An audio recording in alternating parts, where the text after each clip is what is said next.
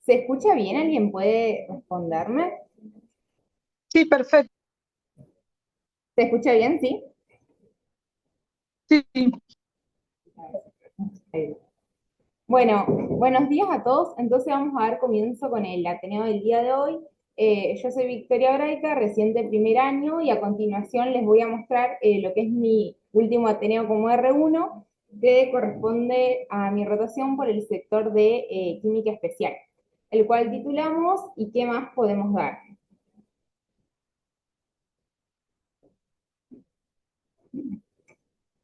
Bueno, entonces, para comenzar, y ahora sí, ya sacando un poco lo que es el spoiler, la sorpresa del título, el analito que va a ser el eje central del Ateneo va a ser la vitamina B12 total. Bueno, para empezar a hablar un poco sobre las generalidades de lo que es la vitamina B12, como todos sabemos, la misma se encuentra en la naturaleza en forma de cobalaminas y puede encontrarse de forma natural en aquellos alimentos que son de origen animal, dado que los animales los van a incorporar en sus tejidos, en la leche, en los huevos, o bien pueden encontrarse de forma artificial en lo que son alimentos fortificados y o suplementos. Entonces, para comenzar a hablar un poco de cómo ingresa estas generalidades, la vitamina B12 a nuestro organismo, su absorción se da sobre todo a nivel de lo que es el ilion distal, y el proceso de absorción va a comenzar con lo que es la vitamina B12 que va a ingresar a nuestro organismo en la dieta unida a distintas proteínas. Entonces, a nivel gástrico, lo que va a ocurrir es que por el medio ácido del estómago se va a separar de esas proteínas con las que viene en la dieta y se va a unir a lo que es la aptocorrina, que es una proteína que es sintetizada tanto por las glándulas salivales como esofágicas, y va a iniciar su tránsito a través de lo que es el intestino. Luego, una vez que llega al duodeno, por el medio alcalino, se va a separar de lo que es la aptocorrina y se va a unir a lo que es el factor intrínseco, que es secretado por las células parietales. Luego ya en los enterocitos se va a producir la endocitosis de la B12 unida al factor intrínseco, que esto forma lo que es un mecanismo de absorción activo y que es también muy eficiente de la vitamina B12. Pero esta también, por otro lado, puede absorberse por lo que es un mecanismo de transporte pasivo, pero que es un poco menos eficiente. Luego ya una vez dentro de los enterocitos, la vitamina B12 se va a separar del factor intrínseco y se va a unir a sus correspondientes proteínas transportadoras, que van a ser tanto la transcobalamina 1 como la transcobalamina 2. Y a través de ella va a viajar por los capilares plasmáticos hasta llegar a la circulación portal. Ya en la circulación portal va a, por un lado, alojarse en el hígado, el cual corresponde a lo que es su principal pool de depósito, y por el otro lado también va a poder llegar a lo que son los diferentes tejidos, para ir ya a cumplir lo que es su función. Entonces, el pool de depósito que existe de la vitamina B12 en el hígado es un pool que tiene de 1000 a 3000 microgramos. Y para que tengan una idea, los requerimientos diarios de una persona sana de vitamina B12 corresponden a aproximadamente el 0,1% de lo que es el pool de depósito. Es por esto que la sintomatología de una persona que presenta deficiencia de vitamina B12 aparece recién de 3 a 6 años después de que la persona empezó a tener una ingesta que es insuficiente, siempre y cuando tenga una absorción de la misma que es normal. Y las manifestaciones clínicas recién van a aparecer cuando el pool de depósito tenga valores menores a 300 microgramos. Entonces, ahora sí, ya hablando un poco del metabolismo intracelular, y no se asusten porque no es que vamos a abordar todos estos gráficos, sino que se los traigo solamente para mostrarles un poco y recordar que la vitamina B12 a nivel del citoplasma va a participar de lo que es la conversión de la homocisteína en metionina, y una vez que pasa metionina, esta va a poder pasar a lo que es el S-adenosil metionina, que va a ser el grupo donador de metilos y que va a permitir que así se puedan metilar y sintetizar tanto ADN como proteínas, lípidos, creatinina, entre otros.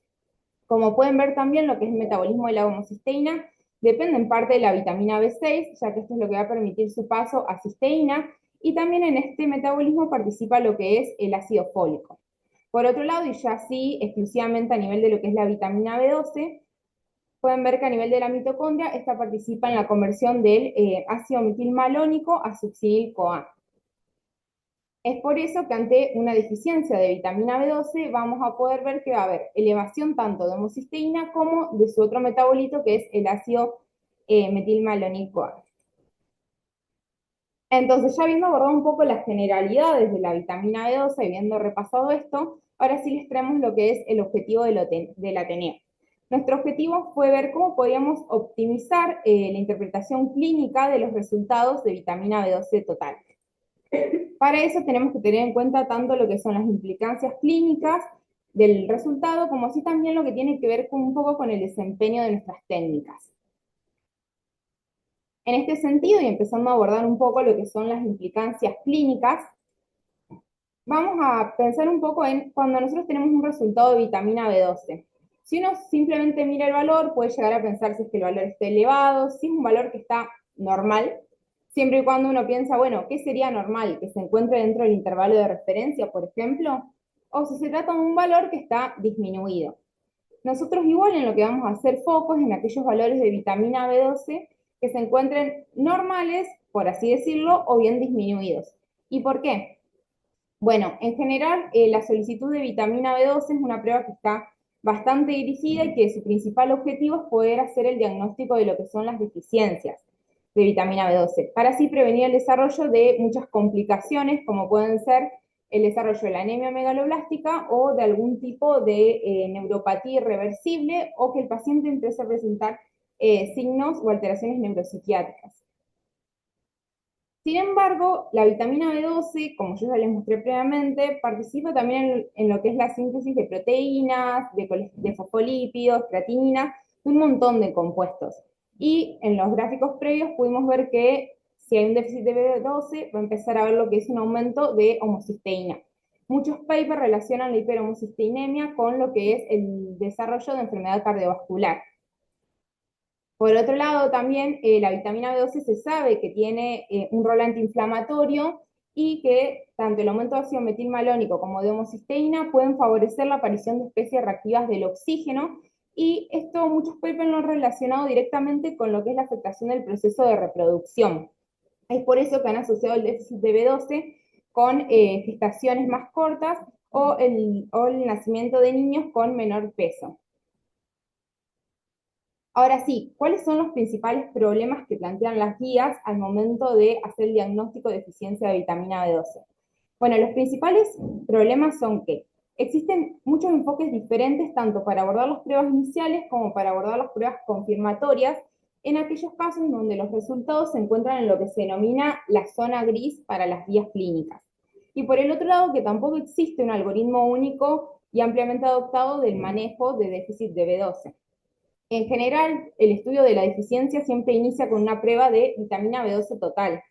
y esto se debe a que es una de las pruebas más accesibles y más universalmente distribuidas. Bueno, nosotros en nuestro laboratorio lo que medimos es vitamina B12 total, que lo que va a estar cuantificando es tanto la B12 que está unida a la aptocorrina, como yo les mostré en el cuadro que habla de cómo se produce la absorción de B12, como también la vitamina B12 que va a estar unida a lo que es la transcobalamina 12. Pero ahora, la vitamina B12 total presenta ciertas limitaciones en cuanto a lo que es su rol en el diagnóstico de las deficiencias. Y esto se debe a que se ha visto que presenta una baja capacidad para descartar deficiencia cuando se utiliza un único valor umbral, como uno pensaría que es el límite inferior del intervalo de referencia.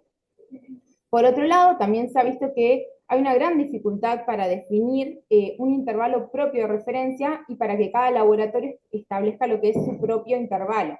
¿Por qué? Bueno, la vitamina B12 puede verse afectada por muchos factores, como son, por ejemplo, la toma de anticonceptivos orales, como también las cuestiones que tienen que ver con los hábitos dietarios, y es por eso que muchos trabajos expresan que para hacer una correcta selección de lo que serían los adultos sanos, tendría que incorporarse un cuestionario a las personas de las cuales se vaya a utilizar la muestra para evaluar todos estos factores. Es por eso que la mayoría de las guías y de los papers lo que recomiendan para abordar el diagnóstico de la eficiencia es realizar un panel de pruebas. ¿Qué va a incluir este panel de pruebas? Bueno, por un lado va a incluir estos metabolitos que les mostré al principio, como son el ácido metilmalónico 0 y la homocisteína plasmática, y también podría incluir lo que es la medición de la B12 activa o la transcobalamina sérica, que es un marcador emergente, que es un marcador mucho más superior y temprano del déficit de B12, porque en este caso solamente va a estar midiendo la B12 que se encuentra unida a lo que es la transcobalamina 2. y que, si recuerdan, igual ahora lo vamos a ver, es la que va a llegar a la circulación portal para ir a los diferentes tejidos. Ahora, abordando un poco más lo que es el ácido metilmalónico sérico y la homocistina plasmática, si estos se encuentran elevados, ya es una característica firma metabólica de que hay realmente un déficit de B12 en la persona. Pero a su vez estos presentan ciertas limitaciones. Por un lado, el ácido metilmalónico sérico es una prueba que su determinación es mucho más compleja, que en el caso de nuestro laboratorio la realiza el sector de espectrometría de masa, que actualmente también la están derivando, también se puede medir en lo que es en orina. Y algo que me contaban las chicas del sector de espectrometría de masa es que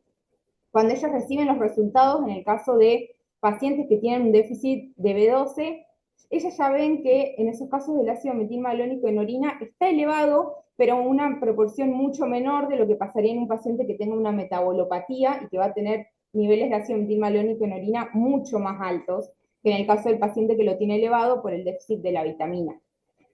Si recuerdan, en este metabolismo solo interviene la B12, por lo que es un marcador mucho más específico de la deficiencia y también mucho más sensible.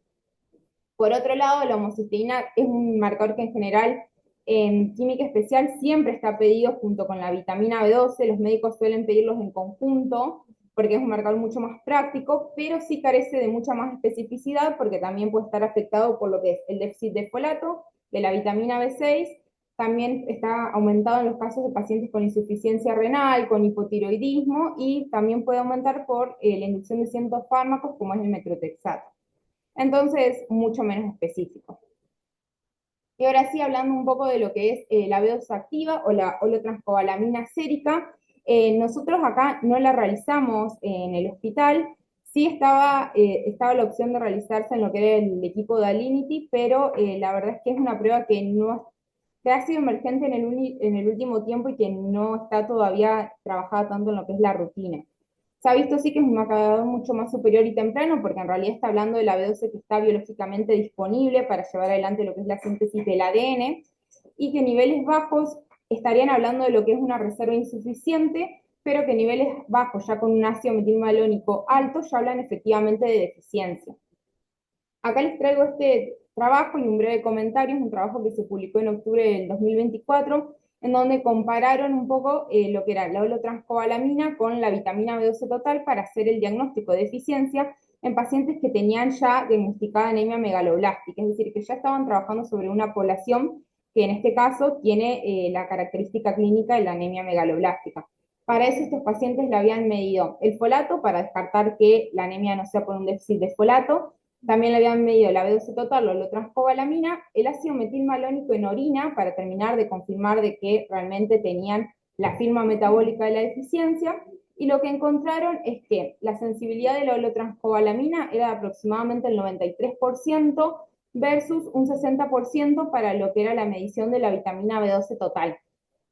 como dato más relevante. Ahora sí, acá le traigo una tabla que muestra unos nuevos marcadores que se encuentran actualmente en investigación y que no se utilizan en la clínica para hacer lo que es el diagnóstico de déficit. Por un lado, postulan la posibilidad de medir la B12 que se encuentra unida tanto a la transcobalamina 1 como a la transcobalamina 2, que esto nos estaría ya directamente hablando de la B12 que se encuentra unida a las proteínas transportadoras. Por otro lado, también se plantea poder establecer lo que es la relación entre la holotranscobalamina y la B12 total, que este vendría a ser un índice que si se encuentra disminuido nos hablaría de una deficiencia en un estadio mucho más temprano, aún con valores de B12 total que se encontrarían normales. Otro parámetro que me llamó mucho la atención fue lo que es la idea de poder medir B12 que se encuentra a nivel intraeritrocitario, porque plantean que es mucho más estable que lo que es la B12 sérica, pero es un marcador que es mucho menos común y que se ha usado más que nada para investigación o cuestiones experimentales.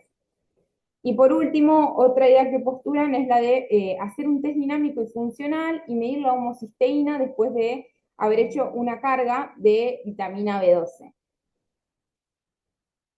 Ahora sí, ya entrando un poco en lo que tiene que ver con el desempeño de nuestras técnicas y conocer un poco qué dice nuestro inserto. Bueno, nosotros la vitamina B12 total la medimos actualmente por la plataforma Alinity.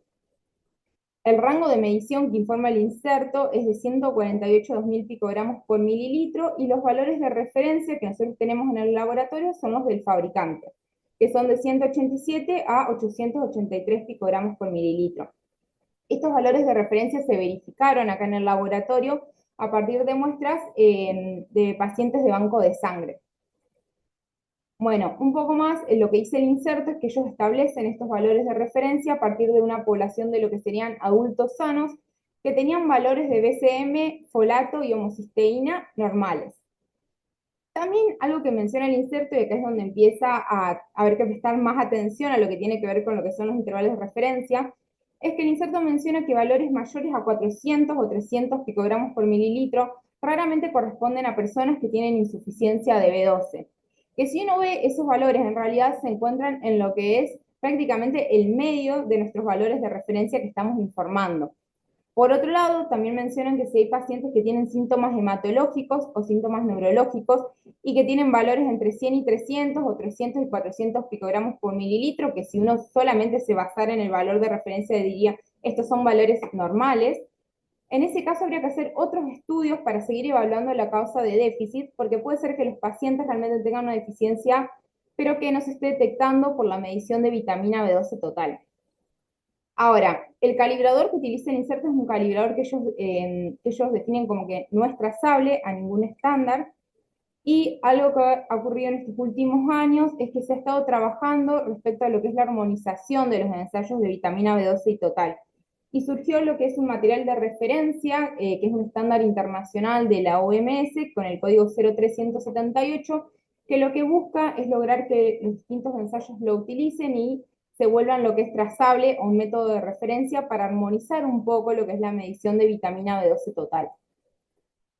Ahora, ¿qué dice la bibliografía? Bueno, la bibliografía plantea que sin otra opción es evaluar la variabilidad que existe entre los distintos ensayos en aquellas concentraciones que se encuentran alrededor de los umbrales que se utilizan para el intervalo de referencia, como para poder evaluar si estos intervalos de referencia son realmente generalizables. Un estudio que es el ECAS National Qualiment Lab hizo esto, evaluó los intervalos de referencia de estas 4 plataformas, de la plataforma Architect, de Beckman Coulter, Roche y también de Siemens Adria, y lo que ellos obtuvieron respecto a los intervalos de referencia, que es lo que también se correlaciona mucho con la otra bibliografía, es que ven que Beckman mide con un sesgo negativo. Es decir, para las mismas muestras que se procesan por las 4 plataformas, Beckman estaría informando un 22% de menos, por así decirlo, los resultados, es decir, que tiene un sesgo negativo. Y lo que ven es que entre las otras plataformas, el sesgo entre los ensayos es óptimo, se cumple y se encuentran dentro de los límites que establece variabilidad biológica deseable para la medición de vitamina B12 total. Ahora, ¿qué dicen un poco las guías respecto a lo que es la interpretación clínica de los valores de B12? Bueno, nosotros trabajamos con esta guía del NICE que habla del manejo de la deficiencia de vitamina B12 en población mayor de 16 años, y ellos en lo que hablan respecto a los intervalos de referencia es que ellos saben que existen 4 fabricantes de reactivos de B12 total, 3 utilizan umbrales similares a los que informa la guía para establecer deficiencias,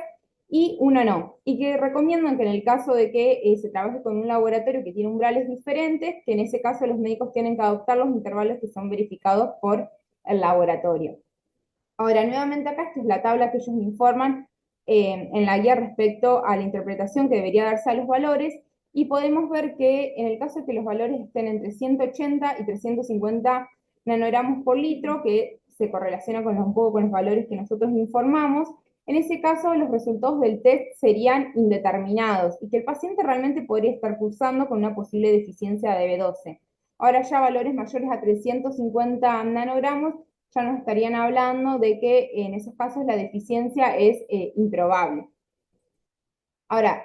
¿qué recomendaciones hacen? Bueno, ellos dicen, si hay un paciente que tiene un resultado indeterminado, es decir, con valores entre 180 y 350, pero el paciente tiene signos y síntomas de B12, uno tendría que medir el ácido metilmalónico sérico. Bueno, de las recomendaciones, esta es la que ellos hacen más fuerte para lo que es el laboratorio. Después hacen recomendaciones de tratamiento para pacientes que se encuentren entre estos niveles, pero que ya son recomendaciones que es mucho más rico para lo que es la parte médica de interpretar. Entonces, como recuerdan, yo les conté previamente que nosotros manejamos estos valores de referencia, y acá es donde nos planteamos un poco, bueno, ¿qué más podemos dar para sumar en aquellos resultados que se encuentren dentro de este grupo que la guía define como resultados indeterminados, y para que al momento de que los médicos vean el resultado realmente piensen en seguir investigando, más allá de que el resultado se encuentre dentro del intervalo que nosotros informamos. Entonces, un poco lo que planteamos es que dentro de esta zona gris podríamos tal vez sumar una nota, lo que es la validación, es que está avalada también en parte de la bibliografía y también por el inserto, de que los valores mayores a 400 picogramos por mililitro raramente sugieren deficiencia de B12, pero que en aquellos valores hasta 350, estos deberían ser interpretados junto con el contexto clínico del paciente y evaluar la posibilidad de solicitar otros marcadores bioquímicos, como podrían ser la homocisteína o, en casos de que el médico lo considere necesario, el ácido metilmalónico sérico también. Pero bueno, como recordarán, nosotros ahora en el laboratorio próximamente estamos por cambiar de plataforma y ya no se va a usar más Alinity. Así que vamos a pasar ahora a la plataforma de lo que es Roche. Y bueno, ¿qué hizo un poco la bibliografía respecto a Roche? Bueno, encontramos ya para finalizar un trabajo en donde lo que hicieron fue determinar los intervalos de referencia en una población que definieron como adultos sanos a partir de un cuestionario. La midieron tanto por Beckman, por Roche y por Siemens, porque son ensayos que comparten los mismos principios de medición, y compararon a ver si los intervalos de referencia en esta población eran similares a los que publicaba el fabricante.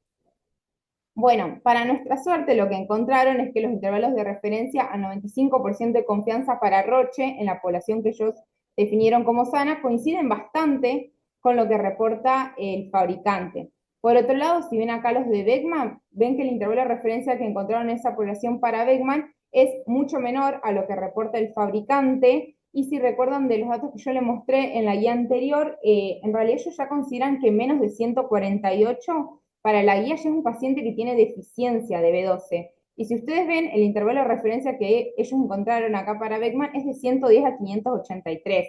Entonces, esto apoya un poco la idea de que todos los intervalos de referencia, como así también lo que informan las guías, tienen que ser verificados según la metodología del laboratorio y también según la población que uno defina como sana.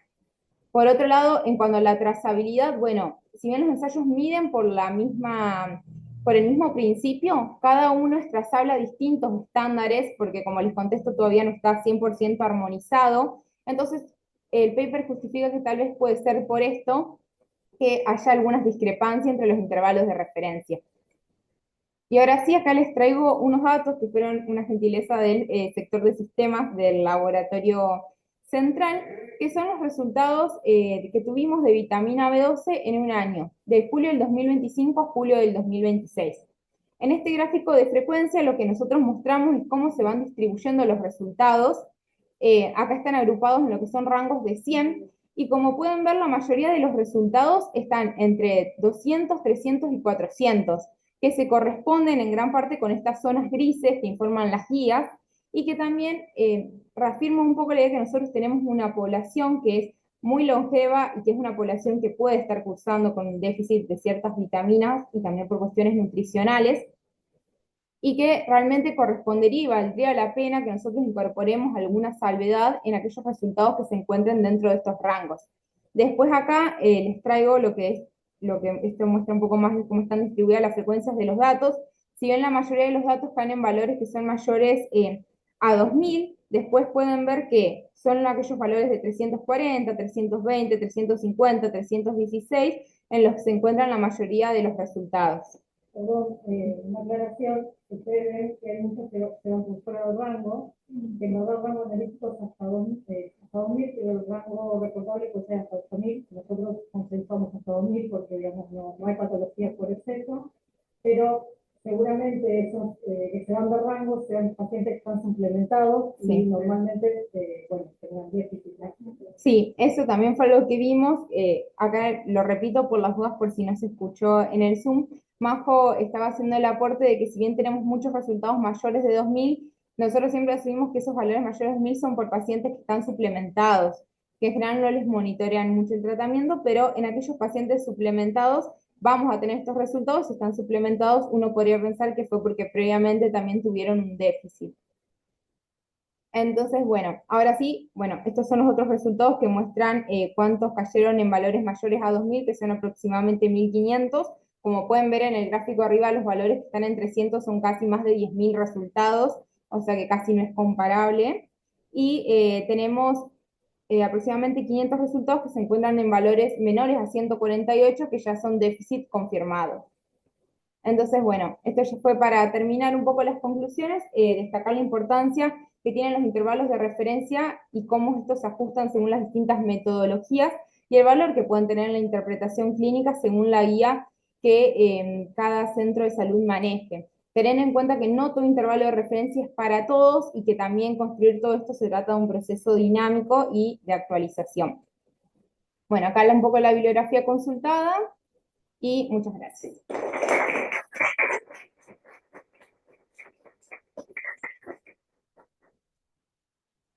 Bueno, no sé si hay preguntas.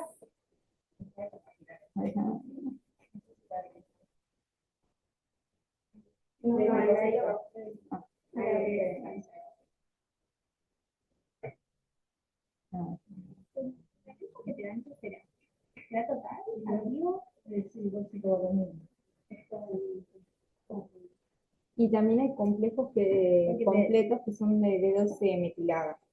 Ah, ok, por eso sí te explicaría que te suba la tolerancia. Sí. Bueno, ahora acá. Bueno, muy bueno, Vicky. Bueno, si no hay ninguna pregunta, recuerden de completar el link de la asistencia y muchas gracias por haberse unido.